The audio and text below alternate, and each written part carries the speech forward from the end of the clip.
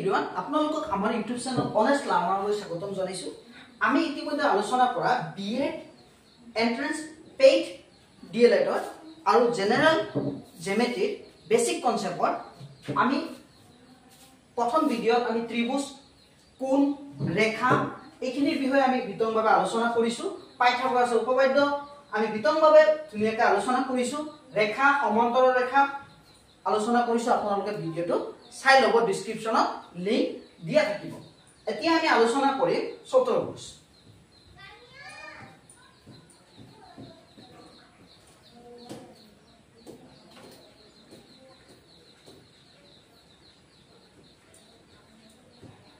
আমি অলপ আগতে আগৰ ভিডিঅ'খনত আমি চতুৰ্ভুজ আলোচনা কৰিছো আৰু এতিয়া ত্ৰিভুজ আলোচনা কৰিছো। আমি এইখন ভিডিঅ'ত চতুৰ্ভুজৰ বিষয়ে আমি বিতং আলোচনা কৰিম।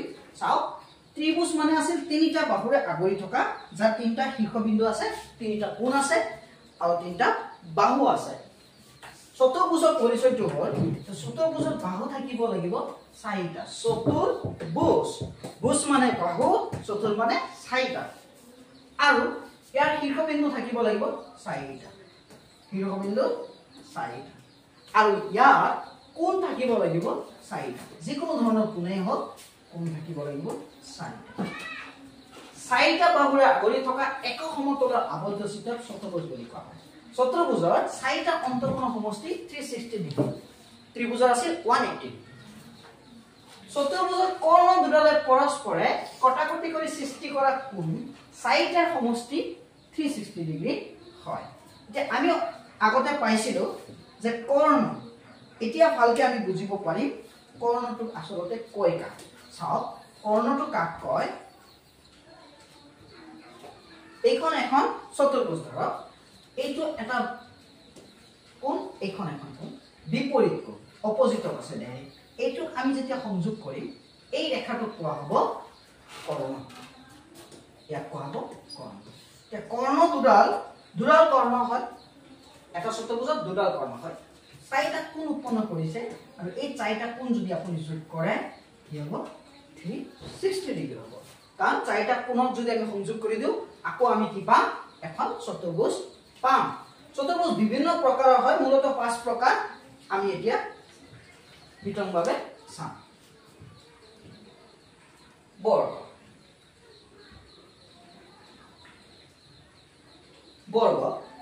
বৰ্গটো চাব, যি চতুৰ্ভুজত চাৰিটা বাহুৰ মান একে সমান। যি চতুৰ্ভুজত চাৰিটা বাহুৰ মান একে সমান। ইয়াত হাতেৰে আহিছো, সমান নহ'বও পাৰে, চাৰিটা বাহুৰ মান সমান হ'ব লাগে। চাৰিটা বাহুৰ মান সমান হ'ব লাগে, ইয়াক বৰ্গ বুলি কোৱা হ'ব। আৰু প্ৰতিটো কোণ 90 ডিগ্ৰী হয়, যিহেতু সমান বাহু 90 ডিগ্ৰী হয়। প্ৰতিটো কোণৰ মান 90 ডিগ্ৰী। চাৰিটা কোণ মিলি কিমান হয়? 360 ডিগ্ৰী। বৰ্গৰ প্ৰতিটো কোণৰ মান 90 ডিগ্ৰী। বৰ্গৰ কৰ্ণবোৰ সমান। বৰ্গৰ যিবিলাক কৰ্ণ আছে, প্ৰতিটো কৰ্ণ কি হয়? সমান হয়। বৰ্গৰ কৰ্ণবোৰ পৰস্পৰ 90 ডিগ্ৰীত কটাকটি কৰে, যিহেতু সমান, গতিকে যেতিয়া কটাকটি কৰে সমানে 90 ডিগ্ৰীত সমদ্বিখণ্ডিত হয়, মানে সমানে ভাগ হৈ যায় 90 ডিগ্ৰী। বৰ্গৰ কালি এ স্কয়াৰ মানে বাহু স্কয়াৰ। বৰ্গৰ কালি হয় বাহু স্কয়াৰ। বৰ্গৰ পৰিসীমা 4a 4 বাহু।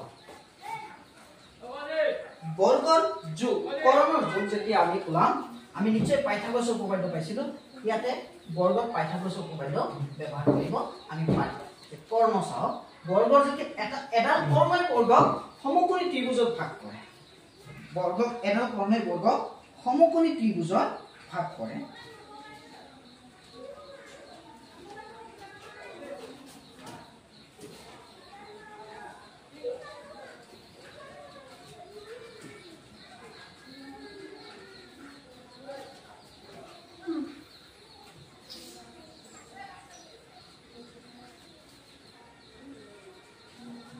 মই এডাল কৰ্ণ আঁকিছো, এইটো 90 ডিগ্ৰী হৈ আছে, এইটো 90 ডিগ্ৰী হৈ আছে। এইটো হিচাপে এইটো সমকোণী ত্ৰিভুজ, এইটো সমকোণী ত্ৰিভুজ। এটা বৰ্গই কৰ্ণই ডায়াগোনালে বৰ্গটো দুটা সমান ভাগত ভাগ কৰে। এইটো সমান সমকোণী ত্ৰিভুজত ভাগ কৰে এতিয়া এইটো লম্ব হয় আৰু এইটো কি হয় ভূমি হয় ডায়াগোনাল যদি আমি ওলাও পাইথাগোৰাছৰ উপপাদ্য মতে আমি পাইথাগোৰাছৰ উপপাদ্য পাইছিলো কৰ্ণ স্কয়াৰ ইকুয়াল ভূমি স্কয়াৰ প্লাস লম্ব স্কয়াৰ কৰ্ণ স্কয়াৰ ইকুয়াল ভূমি স্কয়াৰ প্লাস লম্ব স্কয়াৰ এতিয়া আমি যদি কৰ্ণৰ মানটো ৰাখি দিও তেনেহলে √, ভূমি স্কয়াৰ প্লাস লম্ব স্কয়াৰ ভূমিক আমি বুজাও কৰ্ণক h বুলি বুজাও ভূমিক আমি b বুলি বুজাও লম্বক p বুলি বুজাও ওকে বৰ্গৰ কৰ্ণৰ যোগ কিমান হ'ব a √, হৈ যাব কাৰণ যেহেতু বাহুৰ মানবিলাক সমান এইটো বাহুৰ মান সমান হ'ব এইটো বাহুৰ মান সমান হ'ব আমি কৰিলে আৰামত বুজি পাব কেনেকৈ চাও আমি ইয়াতে কৰি দি আছো যে p আৰু b ৰ মান সমান গতিকে আমি দুইটাই যদি b স্কয়াৰ পাতি দিও 2b স্কয়াৰ আহিব 2b স্কয়াৰ 2 √, হ'ব b স্কয়াৰ টু স্কয়াৰৰ ৰুট কেনসেল হয় এতিয়া পৰৱৰ্তী টপিক চাম আমি আয় যি চতুৰ্ভুজৰ দুজোৰ বিপৰীত বাহুৰ মান সমান হোৱাৰ উপৰি প্ৰতিটো কোণৰ মান 90 ডিগ্ৰী চাব এইখন হ'ল চতুৰ্ভুজৰ দুজোৰ বিপৰীত বাহু সমান আৰু প্ৰতিটো কোণৰ মান 90 ডিগ্ৰী বৰ্গৰ প্ৰতিটো কোণৰ মান 90 ডিগ্ৰী আছিল খালি বৰ্গৰ কি আছিল প্ৰতিটো বাহু সমান আছিল আয়তৰ প্ৰতিটো কোণৰ মান 90 ডিগ্ৰী হয় আয়তৰ কৰ্ণবোৰৰ সমান কৰ্ণ কিমান হয় √, দিক স্কয়াৰ প্লাস প্ৰস্থ স্কয়াৰ মানে a স্কয়াৰ b স্কয়াৰ আয়তক lb দিক এখন দিক নহয়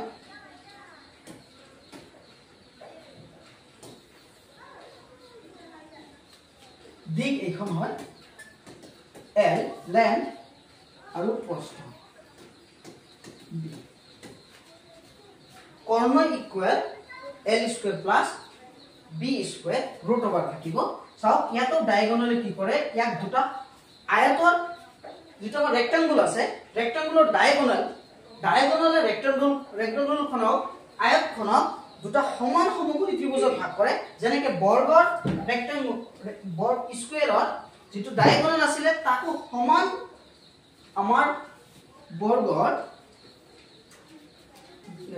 যেটো কৰ্ণ আছে কৰ্ণে সমান ভাগত সমকোণী ভাগ কৰে দুডাল সমকোণী ভাগ কৰে সমকোণী ত্ৰিভুজত ঠিক তেনেকৈ আয়তকো ডায়াগোনালে কৰ্ণই দুডাল সমকোণী সমান সমকোণী ত্ৰিভুজত ভাগ কৰে গতি আমি পাইথাগোৰাছৰ সূত্ৰ বহালে আৰম্ভত আমি এটো পাই যাম যেনেকৈ আমি সমকোণী বৰ্গৰ ক্ষেত্ৰত সমকোণী ত্ৰিভুজত ব্যৱহাৰ কৰি চাইছো ইয়াতে প্ৰস্থ মানে আমাৰ লম্ব হিচাপে b আহিব আৰু ভূমি হিচাপে a আহিব আৰু কৰ্ণটো কৰ্ণই থাকিব গতিকে আমি তেতিয়া পাম √, l square plus b square আয়তৰ কৰ্ণবোৰ পৰস্পৰ 90 ডিগ্ৰী সমদ্বিখণ্ডিত হয় যেনেকৈ বৰ্গত হৈছিল আয়তৰ কালি দ্বিখণ্ডিত প্ৰস্থ আয়তৰ পৰিসীমা 2 দিক প্লাস প্ৰস্থ কাৰণ দুটাকে দিক আছে এটা দিক দুটা প্ৰস্থ আছে গতিকে আমি দুই কমন লৈছো দিক প্লাস প্ৰস্থ পৰৱৰ্তী টপিক আলোচনা কৰিম সমান্তৰিক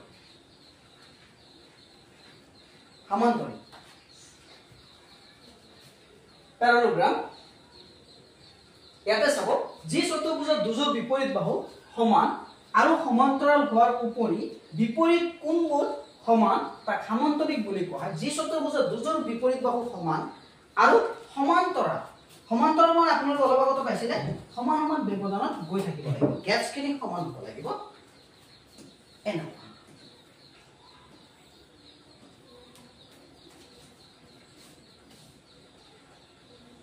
চাও বিপৰীত বাহুবোৰ সমান আৰু সমান্তৰাল আৰু বিপৰীত কোণবোৰ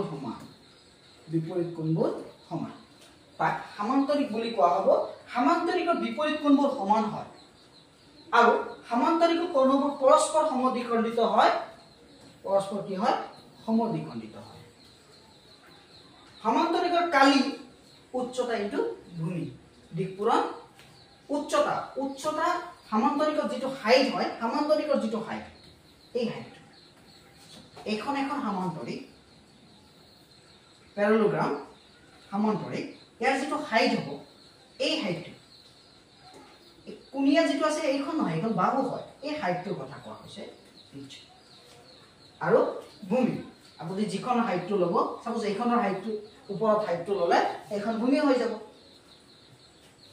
সমান্তৰিকৰ পৰিসীমা 2 ইনটু দিক প্লাস প্ৰস্থ ইয়াতো দিক দুখন আছে প্ৰস্থ দুখন আছে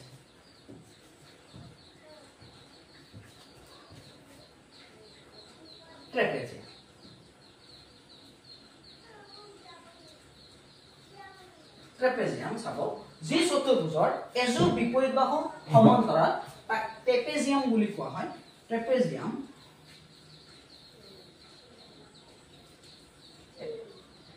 এজোৰ অপোজিট সাইড কি হয় সমান্তৰাল হয় এজোৰ এটো যিমান যাব বাঢ়ি গৈ থাকিব তেতিয়া কটাকটি নকৰে কিন্তু এই দুডাল কটাকটি কৰি যাব এটা সময় কটাকটি কৰিব গতিকে সমান ব্যৱধানত গৈ থাকিলে সমান্তৰাল বুলি কোৱা হয় ট্ৰেপেজিয়ামৰ চাব যে কালি হয় হাফ ব্ৰেকেট হোল চুটি বাহু প্লাস দীঘল বাহু এখন চুটি বাহু এ ধৰক বি ধৰক গতিকে কালি হ'ব হাফ এ প্লাস বি আৰু হ'ব উচ্চতা হাইট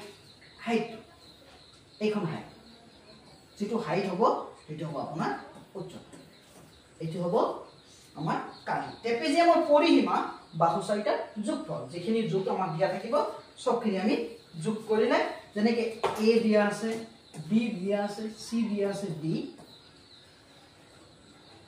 সি ডি গতিকে আমি পৰিসীমা ওলাবলৈ এ বি সি ডি কৰিব লাগে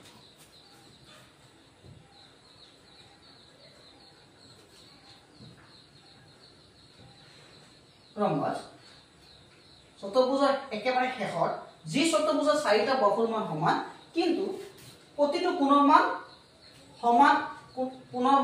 সমান নহবও পাৰে এটা লিখা হোৱা নাই প্ৰতিটো কোণৰ মান সমান নহবও পাৰে এটা সমান হ'বও পাৰে নহবও পাৰে তো ম্যাক্সিমাম ক্ষেত্ৰত সমান নহয় ইয়াৰ প্ৰতিটো কোণৰ মান সমান নহয় বাহু চাৰিটাৰ মান সমান চিলাৰ ক্ষেত্ৰত এটা ব্যৱহাৰ কৰা হয় ৰম্বাসৰ কালি চাব এৰিয়া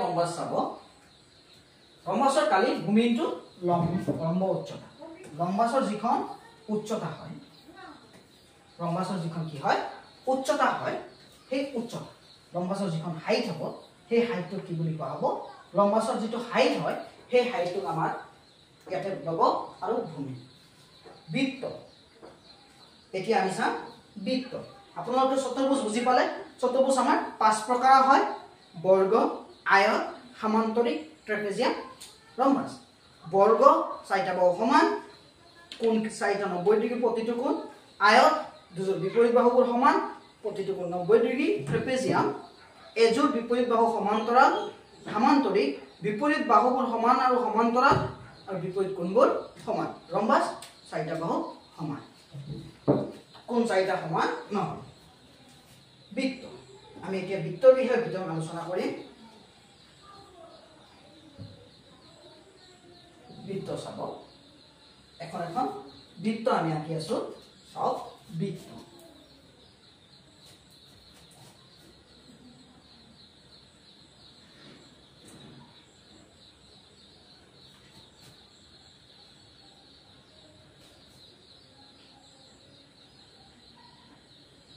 আমি বৃত্তলৈ যদি যাও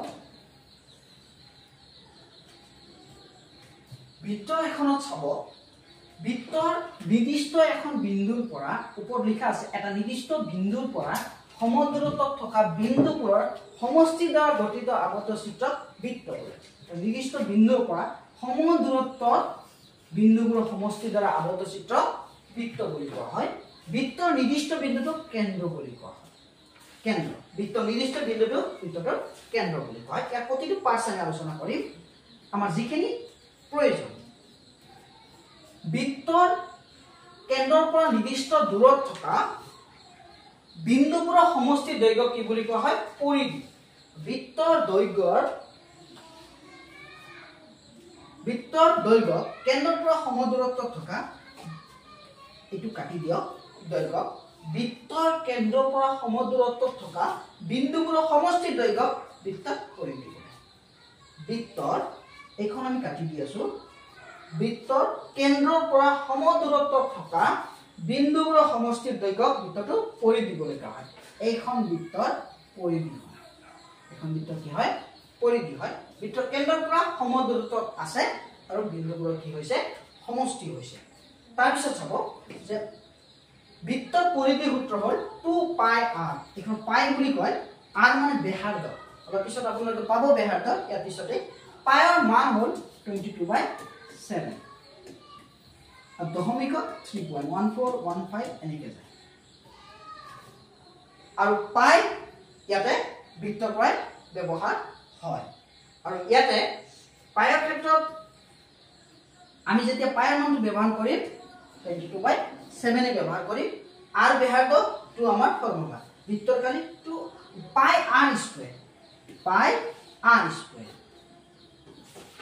পাই এইটো এনেকৈ ব্যৱহাৰ এতিয়া চাব বৃত্তৰ বিষয়ে আৰু অলপ কথা আমি আলোচনা কৰিম এতিয়া বৃত্তৰ চাওক ব্যাস এইখন এখন বৃত্ত বৃত্তৰ কেন্দ্ৰৰ মাজেৰে পৰিধিৰ দুই মূল সংযোগী ৰেখা ব্যাস বুলি কোৱা হয় এইখনক ব্যাস বুলি কোৱা হয় ডিৰে বুজোৱা হয় পৰিধিৰ কো মাজেৰে যাব পৰিধিৰ কেন্দ্ৰৰ মাজেৰে যাব পৰিধিৰ দুটা বিন্দু সংযোগ কৰিব আৰু কেন্দ্ৰৰ পৰা পৰিধিৰ এটা বিন্দু সংযোগ কৰিলে তাক কোৱা হ'ব ব্যাসাৰ্ধ ব্যাসাৰ্ধ আৰেৰে বুজাব ব্যাসাৰ্ধ কি হয় ব্যাসৰ আধা হয় ব্যাসাৰ্ধ আধা কেনেকৈ চাওক যদি আমি সংযোগ কৰি দিওঁ ব্যাসাৰ্ধ দুটা যদি সংযোগ কৰি দিওঁ আমি কি পাম পুনে পুনে কেন্দ্ৰৰ মাজেৰে পাৰ হৈ যাব আৰু ই কি হৈ যাব ব্যাস হৈ যাব আৰু বৃত্তৰ পৰিধিৰ যিকোনো দুটা বিন্দু সংযোগ কৰিলে তাক কোৱা হ'ব জিয়া জিয়া বুলি কোৱা হ'ব চাওক লিখা আছে ব্যাস বৃত্তৰ কেন্দ্ৰৰ মাজেৰে পৰিধি দুই মূল সংযোগী দৈৰ্ঘ্যক বৃত্তৰ ব্যাস বুলি কোৱা হয় ব্যাসাৰ্ধ বৃত্তৰ কেন্দ্ৰৰ পৰা পৰিধিৰ যিকোনো এটা বিন্দু সংযোগী দৈৰ্ঘ্যক বৃত্তৰ কি বুলি কোৱা হয় ব্যাসাৰ্ধ বৃত্তৰ ব্যাসাৰ্ধ ব্যাসৰ আধা হয় বা ব্যাস equal d equal to r দুই গুণ এতিয়া জিয়া বৃত্তৰ পৰিধিৰ যিকোনো দুটা বিন্দু সংযোগী দৈৰ্ঘ্য বৃত্তত জিয়া বোলে বৃত্ত এটাৰ ব্যাস হ'ল বৃত্তটোৰ আটাইতকৈ দীঘল জিয়া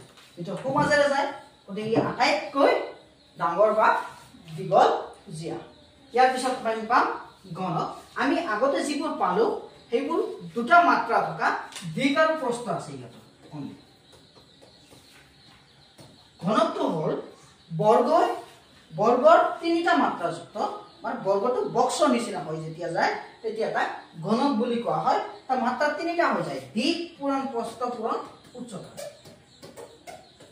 আৰু ঘনকৰ ক্ষেত্ৰত পৃষ্ঠকালি হ'ল 4 × বাহু স্কয়াৰ তো ঘনকৰ মুঠ পৃষ্ঠকালি 6 × বাহু স্কয়াৰ ঘনকৰ আয়তন বাহু কিউব তিনিটা ফৰ্মুলা লাগিব ইয়াৰ পিছত আমি চাম আয়তীয় ঘনকৰ formula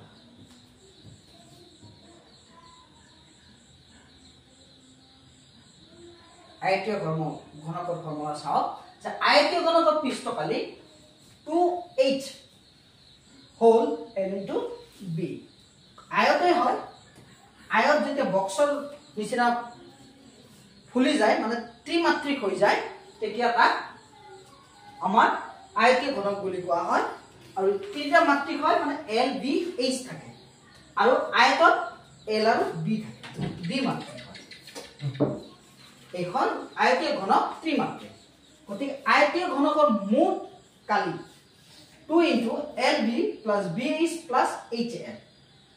L whole B. B whole প্রস্থ. H whole উচ্চতা. এতিয়া আয়তীয় ঘনকৰ আয়তন LBH. ঘনকৰ আৰু আয়তীয় ঘনকৰ তিনিটা মাত্ৰা যুক্ত হয়. ঘনক আৰু আয়ত তিনিটা মাত্ৰা, তাতে তিনিটা যোগ থাকে. দিক, প্ৰস্থ আৰু কি থাকে উচ্চতা. ত্ৰিভুজ চতুৰ্ভুজ দুটা মাত্ৰা থাকে. ত্ৰিভুজ চতুৰ্ভুজৰ দুটা মাত্ৰা থাকে. আমাৰ এইখিনি আছিল চতুৰ্ভুজ, বৃত্ত, ত্ৰিভুজ, কোণ, ৰেখা কনসেপ্ট. গতিকে ভিডিওটো সম্পূৰ্ণ চোৱাৰ বাবে আপোনালোকক ধন্যবাদ. পৰৱৰ্তী ভিডিঅ'ত আমাৰ চনত অহা লাষ্ট 4 ইয়াৰ্ছত অহা ইম্পৰ্টেণ্ট এমচিকিউ খিনি আলোচনা কৰিম. গতিকে আপোনালোকে চাই থাকিব, লগতে সাবস্ক্ৰাইব বাটনটো ক্লিক কৰি কাষত থকা বেল আইকনটো ক্লিক কৰি দিব. আৰু আপোনালোকৰ কিবা অসুবিধা যদি থাকে আপোনালোকে আমাক কমেণ্টত জনাওক.